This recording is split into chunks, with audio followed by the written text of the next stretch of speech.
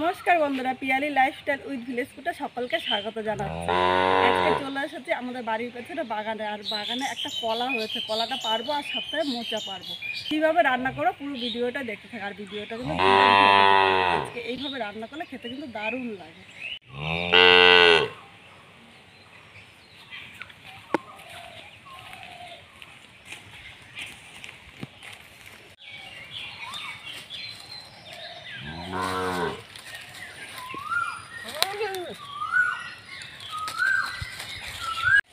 দেখো এই কলা গাছটা কাটা হয়ে গিয়েছে। আর এই দেখো কলাটা, এই দেখো কলা হয়েছে একটা দিই। এবার আমি এর থেকে থোড়টা কেটে নেব।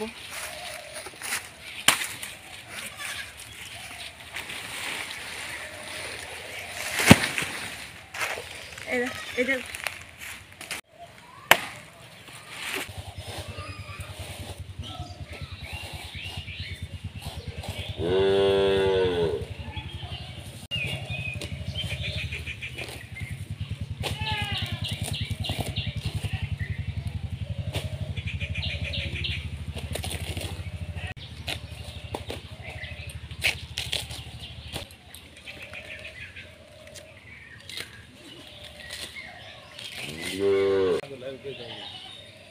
দেখো পুরো থোড়টা বের করে নিয়েছে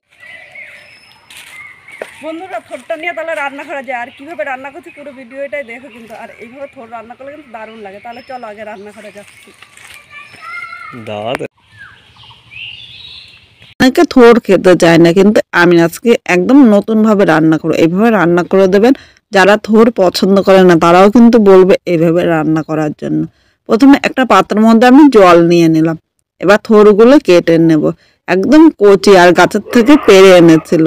আর তোমাদের সাথে সেই ভিডিওটা আমি শেয়ার করতে পারিনি। প্রথমে থোড়টা ভালো করে পরিষ্কার করে নেব, মানে থোড়ের এই উপরের অংশটা একটু মোটা মোটা করে কেটে নেব। দেখো এইভাবেই কিন্তু কেটে নিতে হবে। এইভাবে পুরো থোড়টা ভালো করে আমি পরিষ্কার করে নেব। থোড়টা পরিষ্কার করে কেটে নিয়েছি। এবার দেখো এরকম গোল করে কেটে এর মধ্যে দেখো একটা আঁশের মতো বেরোচ্ছে। আঙ্গুল দিয়ে এই আঁশটা এইভাবে টেনে এভাবে ফেলে দিল। এই আঁশটা যদি থাকে তাহলে রান্না করার সময় কিন্তু শক্ত হয়ে যাবে আর খেতে কিন্তু ততটা ভালো লাগবে না। তাই যখনই থোড়টা তোমরা কাটবে এইভাবে আঁশটা একটা আঙ্গুলের মধ্যে নিয়ে তারপরে আঁশটা ফেলে দেবে। এবার থোড়টা আমি একদম সরু সরু করে কেটে নিয়েছি। এইভাবে কিন্তু কেটে নিতে হবে। এবার এর মধ্যে সামান্য একটু হলুদ দিয়ে থোড়টা আমি 1 ঘন্টা এইভাবেই ভিজিয়ে রাখবো। এদিকে একটা কড়াই বসিয়ে দিয়েছি। কড়াইয়ের মধ্যে আমি জল নিয়ে নিলাম। এখানে থোড়টা পরিষ্কার জল দিয়ে 3-4 বার ধুয়ে এনেছি। আর হলুদ দিয়ে এইভাবে রাখলে এর কষটা কিন্তু চলে যাবে। এবার এই জলের মধ্যে আমি থোড়টা নিয়ে নিলাম। এর সাথে আমি 1/2 চামচ স্বাদ অনুযায়ী লবণ দিলাম। একটু লবণ বেশি হলে এখানে কিন্তু কোনো ক্ষতি হবে না। এবার লবণটা নেড়ে চেড়ে মিশিয়ে নিয়েছি। এখন ঢাকা দেবো, কিন্তু এর মাঝে আমি হলুদ দিয়েছিলাম, দেখলাম এডিট করার সময় সেই ভিডিওটা স্কিপ হয়ে গিয়েছে। সামান্য একটু হলুদ দেবে, নাহলে কিন্তু সেদ্ধ করার পর কালো লাগবে। আর হলুদ দিলে কিন্তু সেই কালোটা থাকবে না। এবার ঢাকা দিয়ে 4 থেকে 5 মিনিট আমি একটু ভাপিয়ে নেব। এর মধ্যে আমি একটা মশলা তৈরি করে নেব। এখানে 3 কোয়া আদা নিয়েছি। আদাটা যেহেতু নিরামিষ রান্না করছি তাই আদাটা একটু বেশি নিয়েছি। এর সাথে আমি 2-3টে কাঁচা লঙ্কা নিয়েছি। আর তোমরা ঝাল যেরকম খাবে সেই হিসাবে কিন্তু কাঁচা লঙ্কাটা নেবে। 1 চামচ জিরে নিলাম। এবার আদা লঙ্কা ও জিরে একসাথে আমি বেটে নেব। আর অল্প মশলা, তাই আমি পাটায় বাটছি। তোমাদের যদি বেশি হয় তাহলে মিক্সচারও করে নিতে পারো। এবার এখানে বাটি নিলাম। বাটির মধ্যে আরেকটা মশলা আমি রেডি করে নেব। এখানে দেখো আমি বড় সর্ষে নিয়েছি। তোমরা সাদা সর্ষে বা কালো সর্ষে নিতে পারো। আমার কাছে কালো সর্ষে ছিল তাই 2 চামচ সর্ষে নিয়েছি। অনেকে বলে সর্ষে বাটলে তেতো লাগে, তাদের জন্য এই টিপসটা। সামান্য একটু লবণ নিলাম আর এর সাথে সামান্য একটু হলুদ দিলাম। এই হলুদ ও লবণ দিয়ে সর্ষে বাটলে কিন্তু একটুও তেতো লাগবে না। এবার এই সর্ষেটা আমি পাটায় বেটে নিয়ে আসছি।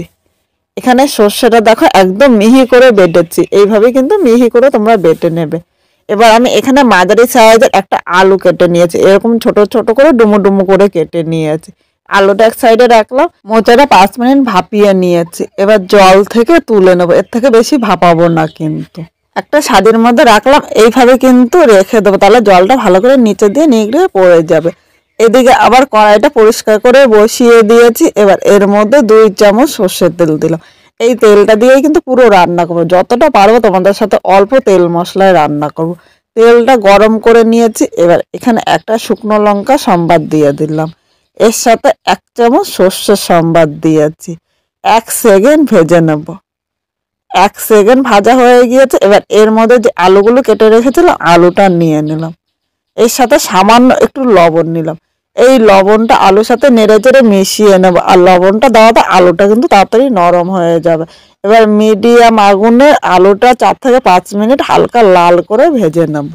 আলুটা ভাজা হয়েছে, এর থেকে কিন্তু বেশি ভাজবো না। এখন সামান্য একটু হলুদ দিয়ে আরেকটু ভাজতে পারো, কিন্তু আমি এখানে আর হলুদ দেবো না। তোমরা ইচ্ছে করলে কিন্তু হলুদটা নিতেই পারো। এবার এখানে ভাপিয়ে রাখা থোরটা এর মধ্যে নিয়ে নিলাম।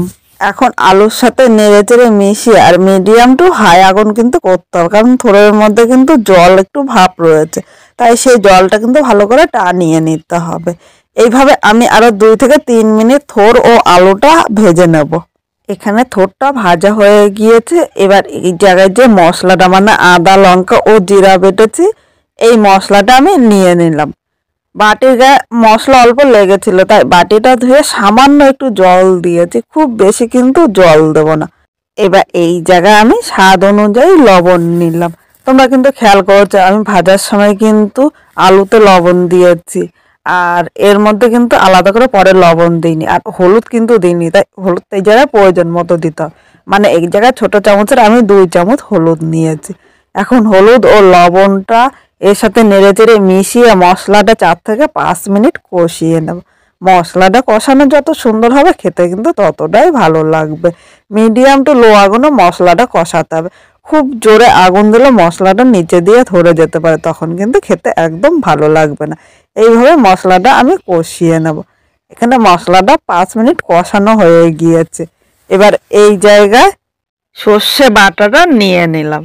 বাটির গায়ে দেখো অনেকটাই কিন্তু বাটা মশলা লেগে আছে, তাই বাটিটা ধুয়ে সামান্য একটু জল নিয়ে নিলাম। আলাদা করে কিন্তু এখানে আমি জল দেবো না, এই জলটা দিয়ে আমি রান্না করব। এবার সর্ষেটা এর সাথে নেড়ে চেড়ে মিশিয়ে নিয়েছি। আর এখন কিন্তু এই রান্নাটা মিডিয়াম আগুনে করতে হবে, কারণ আলুটা আগে ভেজে নিয়েছি আর তোরটাও কিন্তু আগে ভাপিয়ে নিয়েছে, পরে ভেজেছি কিন্তু সেদ্ধ হয়ে গিয়েছে, তাই আলাদা করে আমি জল দেবো না। আর জল দিলে কিন্তু খেতে ততটা ভালো লাগবে না। এবার এর মধ্যে আমি একটা মাঝারি সাইজে টমেটো দিয়ে দিলাম। তোমরা ভাবছো টমেটোটা কেন শেষের দিকে আমি দিলাম, আগে দিলে টমেটোটা পুরো গলে যেত, তাই আমি শেষের দিকে দিয়েছি। আর এর সাথে 2টো কাঁচা লঙ্কা নিলাম।